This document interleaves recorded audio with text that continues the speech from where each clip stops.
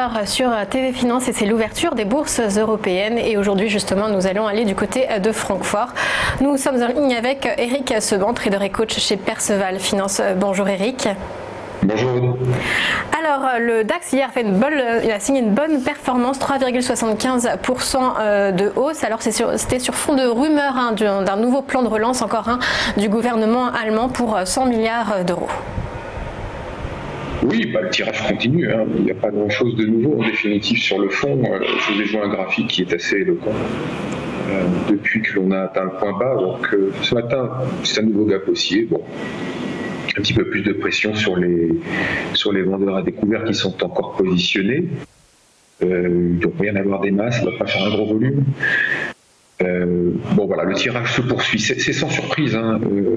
Lorsque vous regardez le graphique, vous voyez comment ça s'est passé, c'est assez bien orchestré. Vous avez eu une phase de rebond technique en mars, puis stabilisation en avril, une nouvelle phase en mai. Alors c'était hésitant, mais maintenant c'est un peu plus clair puisqu'on a dépassé les zones de résistance.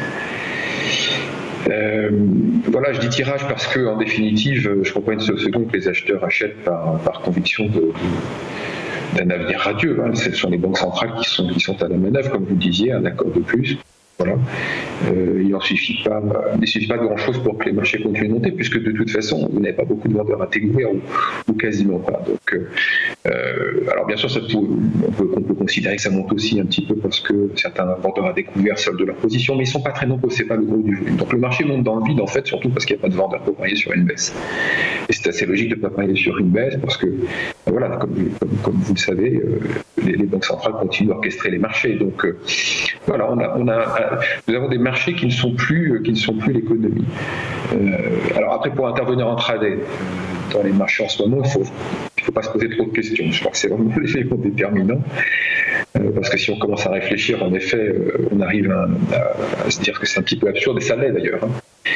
Donc il faut rester chartiste, il faut rester technique, il faut uniquement rester sur ces graphiques, essayer de faire des analyses, et mettre des plans en action sans se tromper sur les unités de temps, parce que évidemment les marchés continuent de monter, mais à un moment il arrive sur des zones de résistance comme vous le voyez sur le graphique, donc on peut être tenté de vendre, mais on peut le faire d'ailleurs. On arrive sur une zone aujourd'hui, on n'est plus très loin de la zone de résistance. Un short est possible, mais il ne faut pas se tromper encore une fois d'unité de temps, il faut le faire surtout sur une option swing sur plusieurs jours. Si on veut travailler en intraday, là c'est complètement différent. Il faut être technique, il faut être chartiste, il faut essayer d'accompagner le mouvement quand ça monte et ne pas aller contre, pas se dire ça va assez monter, ça va trop monter, c'est une zone de résistance. Quand on joue en intraday sur le marché, il faut absolument essayer d'accompagner le mouvement. Ça veut dire que bon, pour le moment c'est haussier, donc il faut essayer plutôt d'acheter des replis sur des supports et viser des écarts de 50-60 points en se disant que là on a une zone à 12 250, il ne faut pas espérer qu'on va la casser en ligne droite. Donc ça veut dire que si on est en position, eh bien, si on s'approche, si l'objectif s'approche de cette zone, il faut solder sur cette zone.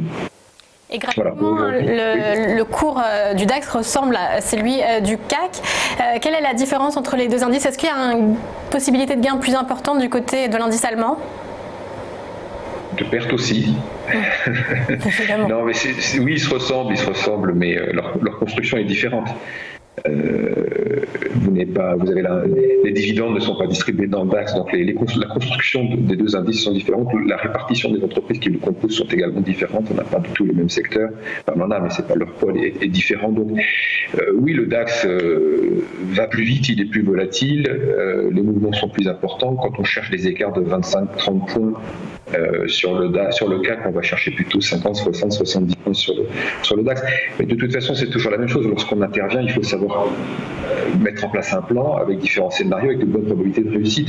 Après, le reste, c'est que des questions de proportion et de capital, évidemment, parce qu'il faut bien évidemment définir un risque en capital qui soit raisonnable pour chaque position. Donc c'est la même chose en définitive. Il ne s'agirait pas non plus de prendre le biais de regarder l'un pour traiter l'autre. Oui, ils ont un comportement qui est souvent corrélé jusqu'au moment où ils ne le sont plus. Donc on peut pas en faire quelque chose pour traiter, surtout quand on veut intervenir en intraday. Donc il faut rester sur le graphique du DAX quand on veut traiter le DAX, sur celui du CAC quand on veut traiter le CAC. Les proportions sont différentes. Et puis il faut faire ses maths, c'est toujours pareil. Quand on est en trading, on gère du risque, donc on fait attention. Et dans le contexte actuel, même si c'est difficile, il ne faut pas trop réfléchir.